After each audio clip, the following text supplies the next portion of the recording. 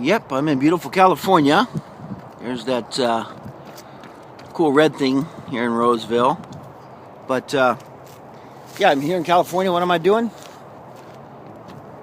Lifting, of course, because that's my mental therapy. And then I'm studying Isaiah. Why am I studying Isaiah? Well, Isaiah is one of the greatest prophets ever, okay?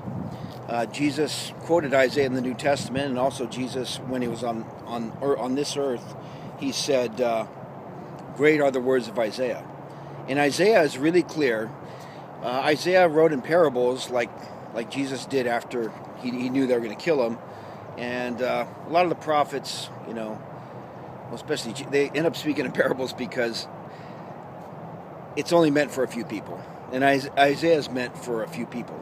So a lot of people think it's confusing. There's some, misled intellectuals that think three different people wrote Isaiah. It has three different authors, but all 66 chapters of Isaiah, I think it's 66 chapters, come from one man, Isaiah, the son of Amoz.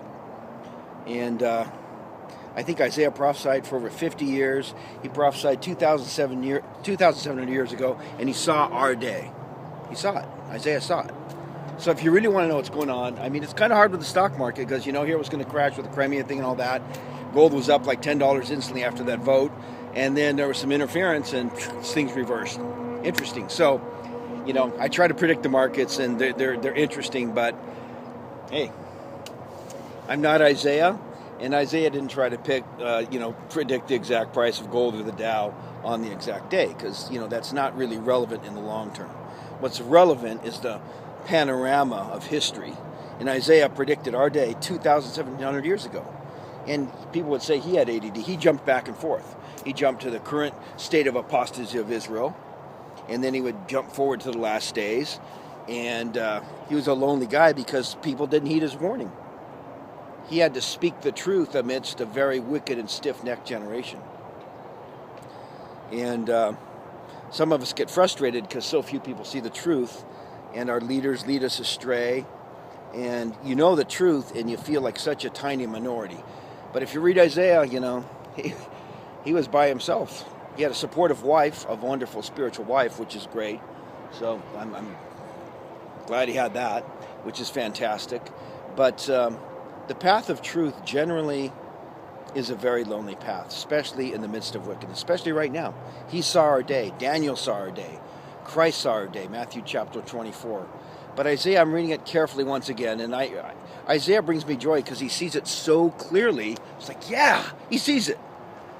And so I don't care if I'm the only one reading it or people different places are reading, but Isaiah is clear, lucid, fantastic, and I'm grateful for the prophet Isaiah. And studying his loneliness, I'm just not even, I don't know. I see the truth really clearly, but I don't think I have the gift of prophecy, but I do have a gift of recognizing prophecy. And so it's just really clear. And maybe it's just something, I don't know, I just see it. So from my viewpoint, my vantage point, Isaiah rocks. He's fantastic. He's clear. In that day, da-da-da. In that day, da-da-da. It's so politically incorrect, that if I say it on YouTube, I'd probably execute me here in California. Or Utah or wherever. It's so politically correct now, you can't speak the truth about almost anything. But Isaiah spoke the truth in code, in parable. And if you want to know what's going to happen, read Isaiah. So, despite all the crap going on in the world and all the deception, I love the prophet Isaiah, and I'm just grateful that I have a chance to read the prophet Isaiah. God bless the son of Amos, whatever, and Isaiah, who was very well educated, very intellectual guy, and he spoke the truth. Thank you, Isaiah. God bless you, and thanks God for Isaiah. He rocks. Ciao.